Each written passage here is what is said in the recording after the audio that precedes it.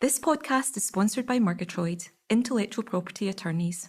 For more information on today's guest and our company, visit murgatroyd.com/podcasts.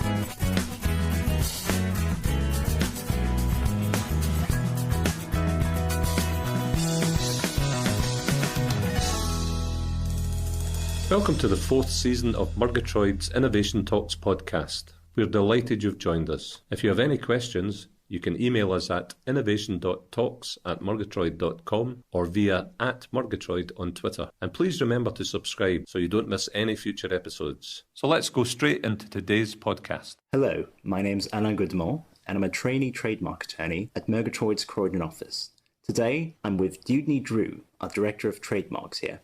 Dewdney, hello. Hi, Alain. Today we're going to be discussing the importance of trademarks. And I guess the first question is, why register a trademark? What I find is often the person I'm speaking to wants to register a trademark because somebody higher up has asked them to do that. And it's very good that they get in touch with us for that reason. But usually it's a bit far further down the path than what we'd like them to be. So often it's very close to launch, or maybe they've been trading for a long period of time and they feel they need to register the trademark almost the same way you might take out insurance or formalize some other administrative task. But in fact, the discussion about trademarks should actually happen a lot earlier than that. And the question we seldom get asked really is whether the mark's available or not. So before the question of where can we register and how, really clients should be asking whether the mark's available. So before registering a trademark, what would you suggest clients do? I think the first thing to do is to check whether that mark is available on some basis. At the very least, you're going to waste some money if you file your trademark without checking. But more seriously, you could bring on an infringement complaint simply by the process of registering sometimes. Again, you're sort of trying to backfill the process. Really, you should have checked that before you used the mark. But often, as I said, we're sort of coming in midstream. So for the purposes of determining the prospects of your application, we would do a check on the register, and then also we'd have the discussion about availability. The discussion is much easier if nothing has been done yet and the mark is not in use. Then we can look at the mark, and if it's not available, we can try other marks, etc. If the mark has been in use for a short period of time, that can be somewhat risky because you then have used it enough to potentially infringe, but not enough to potentially defend yourself. And so that can be fairly risky. We may do further and deeper searches, essentially address that risk, and if the client's comfortable, we'll file an application, possibly in a modified form, either modifying the mark or the scope of goods and services to try and minimize that risk. Thanks, Dewdney. From the point of view of, say, an SME or a recently developed company with a small budget, especially with respect to IP, what's the argument in favor of obtaining trademark registration? Or in other words, what's the added value compared to the cost of a trademark? So I think it's absolutely critical that small companies register their trademarks because it really acts almost like a force multiplier, at least in terms of their legal position, making them much stronger than what they might seem financially. Because strictly speaking, if you're a small company and you have the registered trademark, you have every bit as much of a right to that mark as a bigger company who might be simply planning to adopt that mark. Your registration should defend you. So it's very valuable to secure your position and to protect the mark that you have in mind and you want to use. But it's also useful for practical things like if you're looking for investment, investors often want to see that the IP that they're buying into has some form of registration. It often comes up in the context of patents more than trademarks. But it is something that any investor doing their diligence would look for, is that there's some manifestation of your IP, registered preferably. So it can help with getting investment, and it certainly helps with stopping somebody else from stealing your brand because you already have it registered. And depending on what industry you're in, it can assist you with infringements. So if you're a small business, enforcing your mark through the courts will be quite costly, but there are ways that can be done more efficiently. But if you're talking about goods, you might be in a position to benefit from seizures by the police, etc. And it just puts you in a stronger position to protect your brand. True. Speaking of force multipliers, you mentioned, what's your experience with, especially in terms of goods, physical goods, of obtaining seizures for clients for imports that have been counterfeits?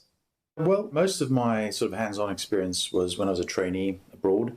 where I actually went on a raid. So it's pretty close to the action in terms of that. These days, a lot of the seizure stuff comes via trading standards or the police, sometimes border force.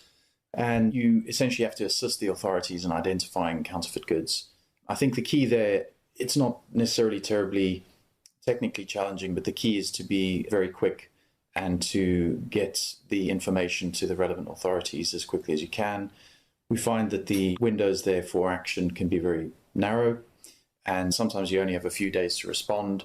Some cases you may require sworn statements and so on. So I think you need somebody with experience and somebody who can act very quickly on the information and make sure that the right action is taken. I mean, with the sort of clients I act for, it's almost as important not to seize genuine goods as it is to combat counterfeit goods, because we certainly don't want to disrupt any honest trader's business. Interesting.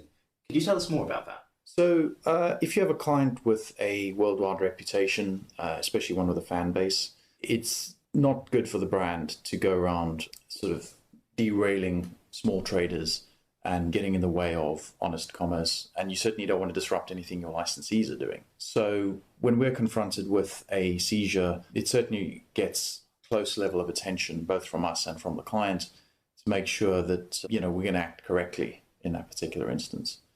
So we'd make sure the client has a very good look at the product, and we have certain reference points in terms of how we determine whether the goods are genuine or not and get the right information to the authorities. Thank you, Drew, for the information provided.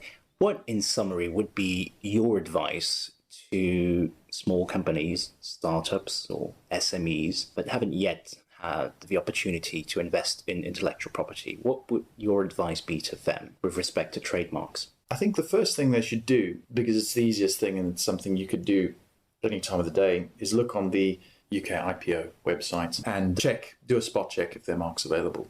I wouldn't rely on that check because it's not as comprehensive as the kind of checks we can do, but just take a snapshot of what's going on and then come to us and have a conversation in terms of how we secure your rights, how we potentially deal with any obstacles you might have found, and we can see if we can help you out from there. Thank you very much, Dewdney. It was delighted to speak with you today, and we'll be back for more next time. Thank you very much. My pleasure. Thanks for your time today. We hope you found today's podcast valuable. And remember to subscribe so you don't miss any of our future episodes. So until the next time, goodbye.